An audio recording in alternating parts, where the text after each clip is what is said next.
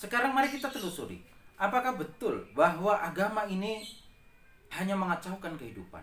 Kita akan lihat sejarahnya.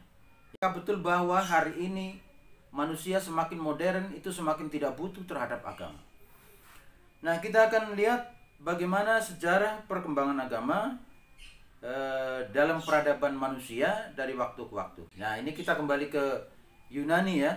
Yunani, masa Yunani atau Eropa klasik. Oke, kita akan cari dari sana, dari barat dulu. Di Eropa klasik, di masa Yunani, bagaimana orang-orang membicarakan satu tema filsafat yang ada hubungannya dengan masalah Tuhan. Ya, masalah ketuhanan. Misalnya di dalam sejarah filsafat Yunani itu ada tokoh-tokoh yang kemudian memikirkan tentang alam semesta ini. Mereka bertanya sesungguhnya alam semesta ini dari mana, gitu ya. Jadi tiba-tiba ada, ya menurut mereka ya ini sesungguhnya alam dari mana. Jadi tema pembahasan mereka itu berfokus pada filsafat alam. Mereka bertanya-tanya tuh. Jadi pertanyaan-pertanyaan tentang alam ini dari mana, siapa yang membuat, ya hidup ini diciptakan untuk apa, itu adalah pertanyaan-pertanyaan mendasar bagi para filosof. Misalnya Thales ya, dia berpendapat bahwa alam raya ini berasal dari air. Oke ya. Nah, tentu saja pendapat ini dipengaruhi oleh aspek ruang lingkup lingkungan kehidupan dia. Nah, Thales ini seorang pelaut. Ya, dia kemana-mana melihat air, ya di mana-mana ada air, kemudian dia ya menurut analisa dia bahwa alam ini awalnya itu berasal dari air. Nah, tentu saja ini spekulasi filsafat ya saat itu.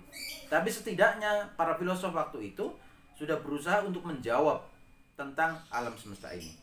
Kemudian Anaximandros ya, Anaximandros ini berpendapat bahwa alam raya ini adalah sesuatu yang unik. Jadi menurut dia tidak mungkin berasal dari air. Kalau kata Anaximandros, tidak mungkin alam semesta ini berasal dari unsur yang dari alam. Ya, ada air, air ini adalah alam, bagian dari alam. Tidak mungkin semesta alam ini manusia, ya kemudian semesta alam ini itu berasal dari air yang itu juga alam. Nah, itu tidak masuk akal kalau menurut Anaximandros. Oke ya. Nah, lalu apa menurut Anaximandros? Menurut Anaximandros, alam ini pasti berasal dari sesuatu yang unik, ya, yang berbeda dengan alam semesta ini. Dia bukan unsur dari alam semesta ini. Apa namanya? Dia menyebutnya itu adalah apeiron, apeiron, ya, apeiron. Oke, itu bahasa dia untuk menyebut sesuatu yang tidak terdefinisikan sebagai benda, sebagai materi. Oke, hamba yang dirahmati Allah, kalau kita perhatikan, walaupun mereka tidak menunjuk Tuhan, ya, tidak menunjuk Allah Subhanahu wa taala ataupun nama Tuhan dalam agama-agama lain, tapi kesimpulan Anaximandros ini ya itu sudah mengarah pada pencarian tentang Tuhan. Artinya apa? Berpikir tentang Tuhan, mencari keberadaan Tuhan itu adalah sebuah insting dasar bagi manusia. Itu adalah bawaan manusia, tidak bisa dihilangkan. Dia sudah bisa mendefinisikan bahwa alam ini tidak berasal dari alam, tapi unsur yang berbeda dengan alam, unsur yang unik, yang tidak terdefinisikan. Nah, ini kan sudah, ini adalah sifat-sifat Tuhan ya sebenarnya kan, sifat-sifat transendensi, sifat-sifat kemahakuasaan Tuhan gitu. Walaupun Anaximandros ini tidak menemukan, tidak menyebutkan itu adalah Tuhan gitu. Kemudian setelah itu muncul para filosof. Kalau yang tadi alirannya adalah aliran filsafat alam, kalau yang sekarang adalah filsafat manusia. Yang tadi berpikir bahwa alam ini dari mana, ya, kejadian alam ini dari mana, mau kemana, gitu ya. Nah, yang sekarang ini itu nggak lagi berpikir begitu, tapi berpikir manusia, ya. Jadi kalau menurut aliran ini, nah ngapain kita berpikir alam? Yang lebih unik dari alam adalah manusia. Kenapa kita tidak berpikir tentang manusia itu sendiri, gitu ya? Nah, kemudian muncullah para filosof yang disebut dengan aliran sofis. Di antara mereka ada Protagoras, ada Georgias, ya. disebut dengan aliran sofis mereka. Nah, mereka berpendapat bahwa ya alam raya ini, semesta ini, itu pusatnya adalah manusia. Manusia itulah pengendali alam semesta. Oke ya. Nah, kalau mau lebih tegasnya, ya kalau mau bicara Tuhan, ya manusia itu sesungguhnya adalah Tuhannya semesta alam ini gitu. Karena bagi sofis, di antara makhluk sekian banyak di alam semesta ini, yang paling hebat ya manusia. Manusialah yang mengendalikan alam semesta ini. Dan manusialah yang menentukan benar dan salah. Ukurannya adalah manusia. Nah, hamba muda yang dirahmati Allah, inilah faham yang disebut dengan antroposentrisme. Antroposentrisme, ya, pusat perhatian pada manusia. Antroposentrisme adalah satu paham yang meyakini bahwa manusia adalah pusat alam semesta, manusia adalah penentu kehidupan di alam semesta ini. Nah, tentu saja dalam konteks agama ini adalah cikal bakal atau akar dari paham yang sangat ateistik ya. Paham yang sangat ateis. Nah, nenek moyangnya di sini, di sofis. Nah, hamba muda yang dirahmati Allah, karena sofis ini meyakini bahwa manusia adalah pusat alam semesta, penentu segalanya, maka kemudian dia mendewakan, mentuhankan manusia, berfokus pada manusia. Maka bagi mereka yang paling penting adalah manusia dapat atau pandai ya memberikan argumentasi. Pandai ngomong, pinter ngomong. Nah, itu yang dia agung-agungkan. Kenapa seperti itu? Karena kalau orang pandai berargumentasi, dia akan mengendalikan orang lain dan alam semesta. Ya. Dia pinter berargumen, maka kebenaran dialah yang bisa definisikan. Jadi menurut mereka kebenaran bukan kebenarannya, tapi kebenaran adalah sesuatu hal yang kemudian dia menang secara argumentasi. Nah, oleh karena itulah kaum sofis ini kemana-mana tuh mengajarkan retorika agar orang pandai berlogika, pinter ngomong. Karena orang yang seperti itulah nanti yang akan menjadi penguasa kehidupan bagi mereka. Hamba yang dirahmati Allah, tentu saja paham ini dalam konteks agama itu kacau sekali ya, bertentangan sekali dengan agama. Nah, tapi kemudian muncul para filosof yang disebut alirannya, kelompoknya Sokrates. Ini masih kelompok filsafat manusia ya. Nah, ini membantah aliran sofis. Nah, Sokrates ini punya ajaran yang sebaliknya. Kalau kata Sokrates, kebenaran itu bukan semau-maunya ditentukan oleh manusia berdasarkan kecerdasan logikanya, retorikanya, bukan. Tapi kebenaran hakiki itu memang ada kalau kata Sokrates, ya. Nah, tugas para filosof, orang-orang bijak itu bukan mengajarkan retorika agar manusia pinter ngomong, pinter membual, beralasan sehingga dia anggap benar. Tidak seperti itu. Tapi menyadarkan manusia, mengajak diskusi, menyadarkan manusia agar manusia itu menemukan kebenaran sejati. Oke ya. Jadi kebenaran sejati itu ada, ya, bisa digali, manusia itu bisa diajak diskusi, maka sampai pada ujung kesimpulan bahwa kebenaran hakiki memang ada. Nah, kamu yang dirahmati Allah, Sokrates ini termasuk filosof yang dalam tanda kutip religius ya. Jadi dia meyakini di samping bahwa menurut dia kebenaran yang hakiki itu memang ada, yaitu ya, itu yang dia ajarkan dan menentang ajaran kaum sofis, dia juga meyakini ada alam gaib. Sokrates juga meyakini ada ruh, ya. Nah, kalau kita sampai di sini maka kita dapat menyimpulkan bahwa para filosof itu yang tentu saja kita tahu tidak diturunkan atasnya kitab suci ya, kita tidak tahu tentang sejarah itu, tapi kemudian dengan logikanya dia dapat berpikir sampai pada satu kesimpulan yang mendekati tentang adanya Tuhan gitu ya, bahkan menyimpulkan ada alam gaib ya, bahwa Sokrates bahkan percaya pada jiwa gitu.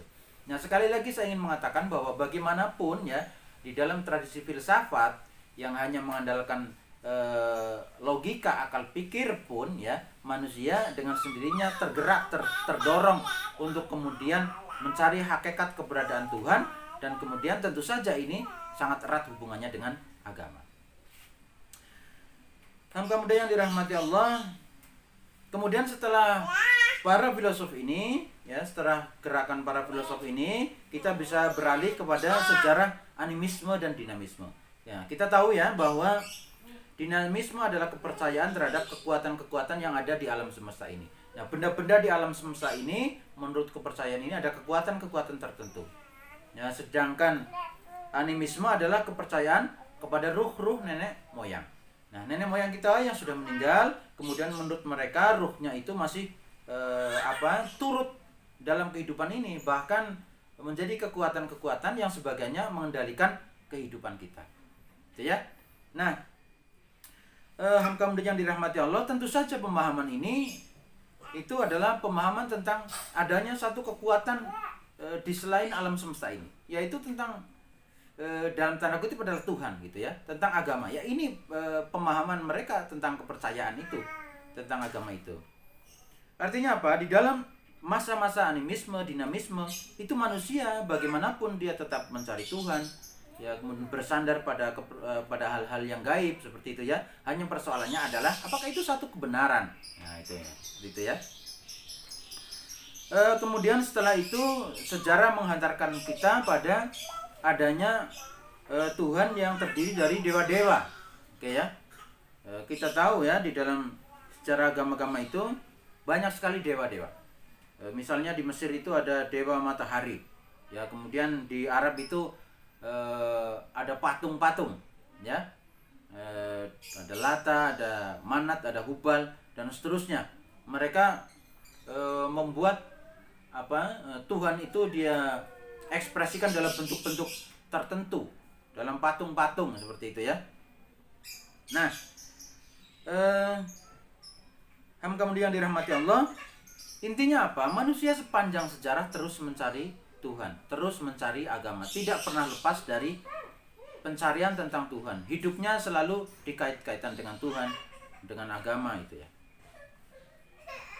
Nah, kita juga dapat melihat ya sejarah agama ya, munculnya agama-agama yang kita sebut sebagai agama samawi. Kalau tadi adalah manusia ya, yang kemudian kita lihat dia mencari Tuhan, mencari alam semesta ini dari mana asalnya, kemudian menyimpulkan bahwa ada unsur-unsur tertentu ya, walaupun tidak menyebut Tuhan di dalam tradisi filsafat, tapi mengarah kepada unsur Tuhan. Nah, kemudian ada juga agama-agama yang kemudian secara top down ya, memang diturunkan kitab suci menjadi petunjuk kepada manusia, memberikan arah, ada nabi, ada para rasul ya yang diutus dengan membawa kitab suci, diberikan wahyu untuk mengajarkan kepada manusia bahwa ada Tuhan ya. Dalam Islam ada Allah Subhanahu wa Ta'ala yang mengatur alam semesta ini ya, ada nabinya yang terverifikasi bahwa dia betul-betul nabi ya, membawa kitab suci dengan bukti-bukti tertentu ya, menyampaikan kebenaran. Dan kalau kita lihat di dalam sejarah peradaban, ini selalu lekat dengan peradaban manusia. Mulai dari agama Yahudi ya, agama Yahudi yang awalnya dibawa oleh Nabi Musa alaihissalam dengan kitabnya, kitab suci Taurat. Walaupun pada perkembangan berikutnya kemudian banyak dipakainya itu adalah kitab Talmud ya, yang itu sesungguhnya adalah tafsir ya, tulisan para rahib, para ulama Yahudi, yang kemudian di dalam konteks pemahaman kita sebagai kaum muslimin itu ada penyimpangan di dalam ajaran-ajarannya ya. Ada penyimpangan dari sama ya, di mana-mana senantiasa ada oknum yang memanfaatkan agama ya, kemudian ajarannya menjadi menyimpang. Nah, kemudian muncullah agama berikutnya yang kemudian hendak memperbaiki apa yang telah menyimpang dan menyempurnakan ya, yang telah dibawa oleh Nabi Musa alaihissalam, yaitu agama Nasrani atau agama Kristen yang dibawa oleh Nabi Isa alaihissalam. Nah, kemudian yang dirahmati Allah, agama ini datang untuk menyempurnakan dan mengoreksi agama sebelumnya yang telah hadir ya di muka bumi. Kemudian dianut oleh banyak sekali manusia di berbagai dunia hingga hari ini, gitu ya. Nah, tapi Kemudian di dalam perjalanannya juga agama ini dalam pemahaman kita dalam agama Islam dalam konteks ini kemudian juga ada penyimpangan-penyimpangan, termasuk di Barat ya, ketika munculnya sekularisme itu adalah penyimpangan besar agama ini yang kemudian mendatangkan traumatik sejarah ya, kemudian memunculkan sekularisme. Kemudian selain itu, selain sekularisme, di sana juga kita melihat bahwa kitab suci ini sudah kitab suci yang dibawa oleh Nabi Isa alaihissalam, yaitu kitab suci Injil ya, yang kemudian sekarang disebut dengan beberapa Injil ya, yang dipakai oleh saudara kita umat Kristen. Ada Injil Matius, Lukas, Markus dan Yohanes ya. Mohon maaf, ini pemahaman kita sebagai kaum muslimin itu adalah kitab-kitab yang tidak orisinil gitu ya. Kita tidak melihat bukti-bukti bahwa itu adalah kitab yang dibawa oleh Nabi Isa alaihissalam atau disebut oleh saudara kami Yesus Kristus gitu ya. Sehingga kemudian datanglah satu agama yang kemudian juga menyempurnakan dan mengoreksi agama yang datang duluan ini, yaitu agama Islam yang dibawa oleh Rasulullah Muhammad SAW. Nah, saudara sekalian, agama ini bukan agama baru ya. Jadi Islam bukanlah satu agama baru yang dianut oleh jutaan orang ya, sekian miliar orang bahkan di seluruh dunia, sebagaimana agama Nasrani, agama Kristen ya, yang ini adalah penerus, penyambung, penyempurna dari agama yang hadir sebelumnya. Dan ini adalah agama terakhir yang diturunkan oleh Allah Subhanahu wa taala. Dan kita bisa tahu bahwa tidak ada lagi, hari ini tidak ada lagi rasul yang membawa kitab suci yang capable, kompeten sebagaimana kitab suci yang telah hadir. Kita dapat memastikan bahwa agama inilah agama yang terakhir diturunkan oleh Allah Subhanahu wa taala dengan Rasulullah Shallallahu alaihi wasallam sebagai nabinya dan kitab suci Al-Qur'an sebagai kitabnya. Nah, dalam kemudian yang dirahmati Allah, kita tidak semata-mata kemudian mempercayai begitu saja, tapi kita juga dapat menunjukkan bukti-bukti otentik ya dari kitab suci ini.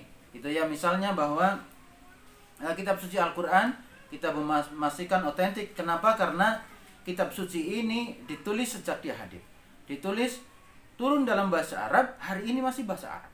Ya, berbeda dengan kitab-kitab suci lain yang pada waktu itu turun dalam bahasa apa, kemudian sekarang dalam bahasa versi terjemahan yang lain.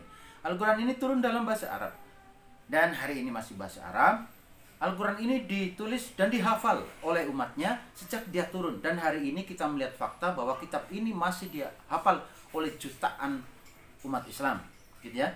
Inilah salah satu hal sederhana yang memastikan bahwa kitab ini masih orisinil ya. Sebelum kita bicara pada isinya, kita sudah mempercayai terlebih dahulu bahwa kitab ini orisinil, kitab yang dapat dipercaya, dapat dianut oleh pemeluk agama, seperti itu.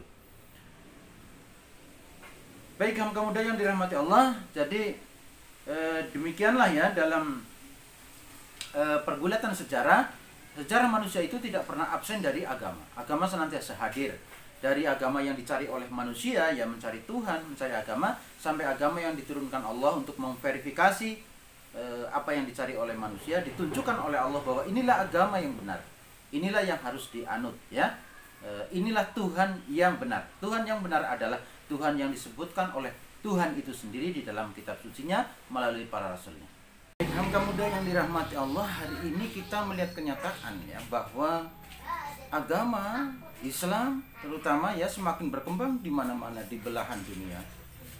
Manusia modern hidup tidak bisa lepas dari agama. Ini membuktikan bahwa apa yang diprediksi oleh tokoh-tokoh sekuler, oleh tokoh-tokoh ateis, bahwa semakin modern manusia tidak membutuhkan agama, itu tidak benar adanya.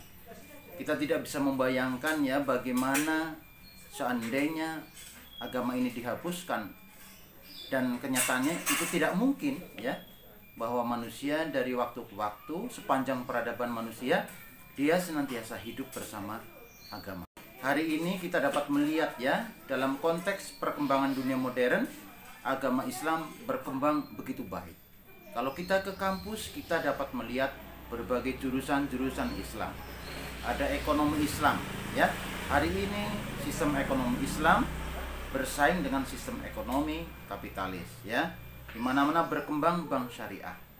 Kita juga dapat melihat style fashion busana muslim yang hari ini berkembang dengan baik, bersaing dengan style modern. Kita juga bisa melihat kemana-mana ya, ada halal food dan seterusnya.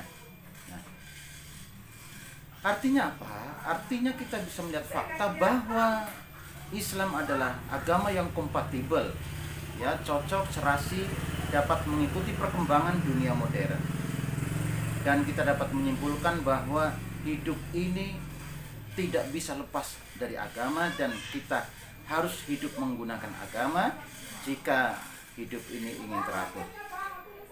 Demikian, mudah-mudahan dapat difahami dengan baik. Hadanallahu wa iyyakum ajma'in. Wassalamualaikum warahmatullahi wabarakatuh.